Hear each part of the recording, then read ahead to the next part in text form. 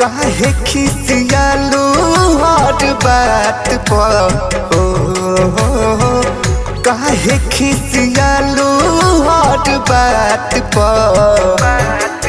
बोलम जी चली छठ घाट पर, बोलम जी चली छठ घाट पर। बान्हे द पगड़िया हमके माथ पर।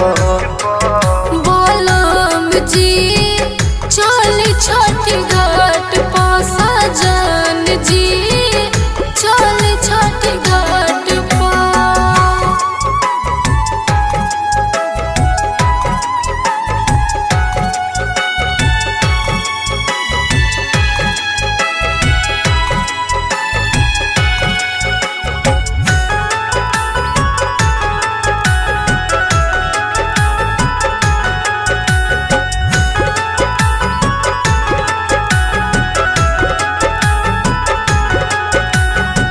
सब कोइली तैयारी हो,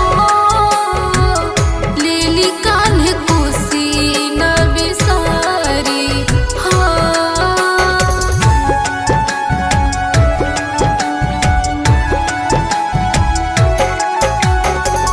सब कोइली तैयारी हो, लेली कान्हे कोसी न बिसारी। महिमा महान छठ माई के ए धनिया मंगी भिखिया चारा पसारी। कलशुप धराइब तोहरे हाथ पर हो कलशुप धराइब तोहरे हाथ पर। बोलम जी चल छठ घाट पर, सजन जी चल छठ घाट पर। बोलम जी चल छठ घाट पर।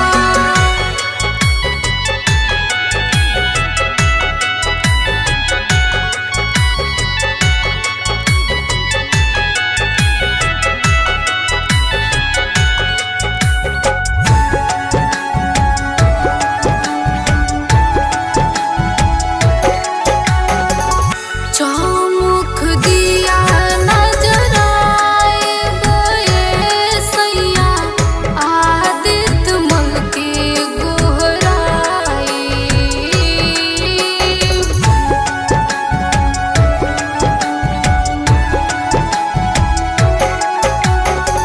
चौमुख दिया नजर आएब ए राजा, आदित्य मल के गोहराए।